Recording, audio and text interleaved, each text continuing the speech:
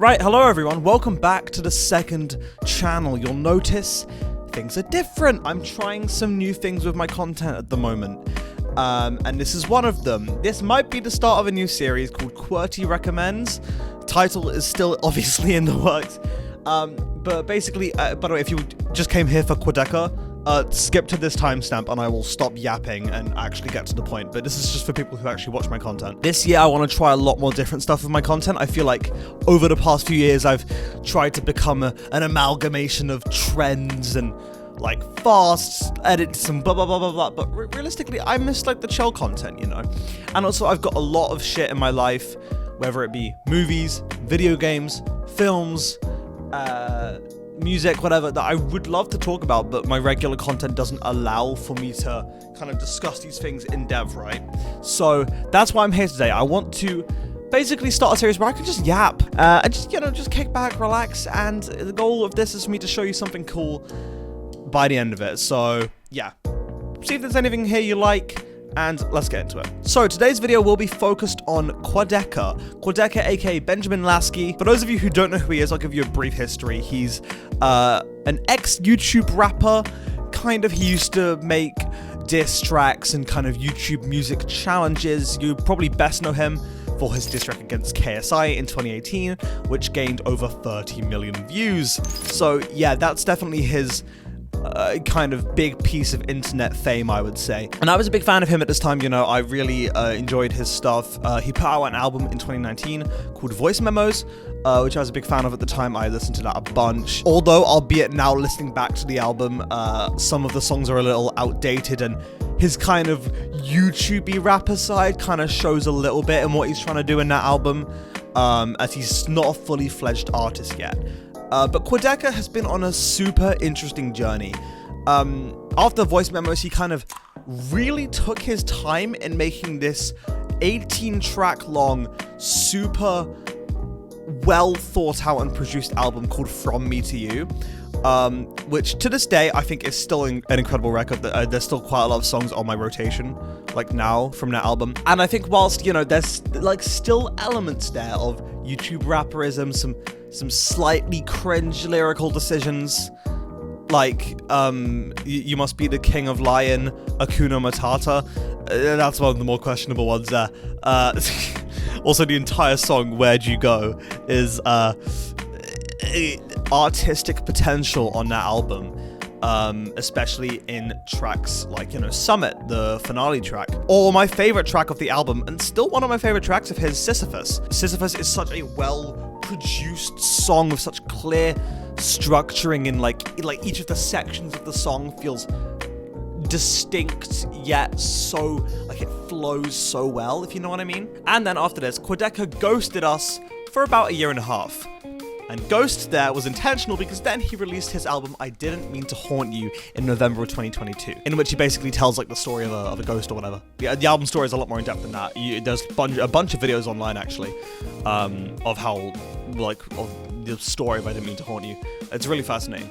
But this album was absolutely defining for QUADECA, because I believe this saw his kind of full transformation into an artist. You know, before I loved his music, he was consistently in my top 5 artists on Spotify Wrapped.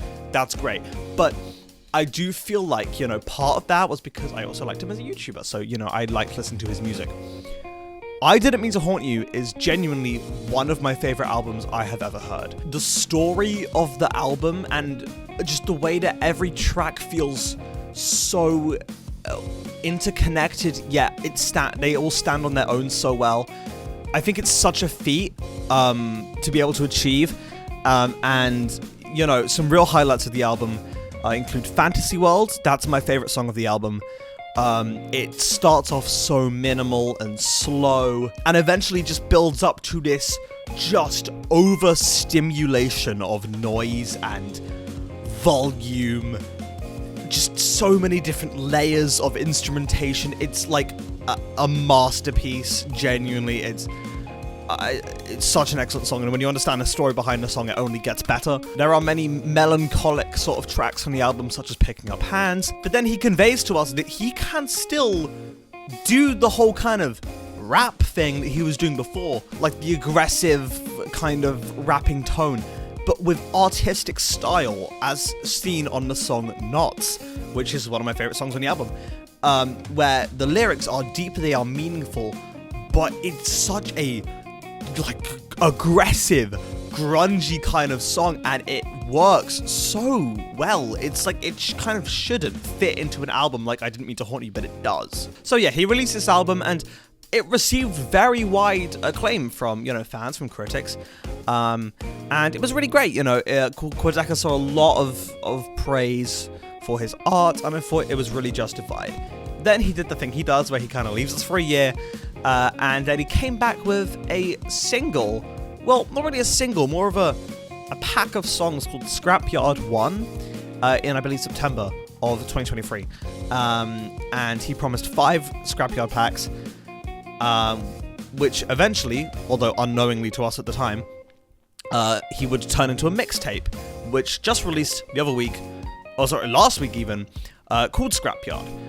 And now, the idea of Scrapyard, it's kind of what it sounds like. It's not a throwaways album, but it's definitely a mixtape rather than an album. It's a lot of songs that Quad kind of made in the last few years, and then decided he wanted a platform to put them on, and so he kind of created Scrapyard as a way to give voices to these songs which otherwise would have been lost, kind of in the vault, because like they don't really fit in with his current art or whatever, right? But shockingly, the mixtape is still fantastic. It's a throwaway album, bear in mind, and still somehow managed to be such a coherent and well put together project. I'm just quickly going to run through some of the highlights of the album. Texas Blue with Kevin Abstract is the finale track on the album, the mixtape I should say, which I think is fantastic. It's gorgeous piano melodies, incredible vocal performances by Kevin and Quad, and you know, the production. Something I should have mentioned more by this point is the fact that Quad produces all his own like songs, all of it. At least to my knowledge, that's what he said. His whole thing is that he self-produces, right? Which I think is so much more impressive when you consider the quality of the production. Some artists have tried to produce their own songs before, and it has gone horribly, but not in QUADECA's case at all. Some other highlights, you know, again, he just shows his versatility. I Make It Look Effortless is a 1 minute and 7 seconds rap banger. Guess Who is another fantastic, you know, braggadocious kind of rap song on the album. But then you also, mixtape, sorry, I need to remember to say that. But then you also have songs like Guide Dog, which is just so sad, yet catchy. And it's an acoustic song, yet still with the same kind of level of well thought out production as the rest of the mixtape.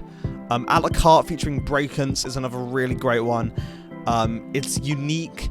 It's one of the more kind of straightforward songs of the record, but I think it works really well.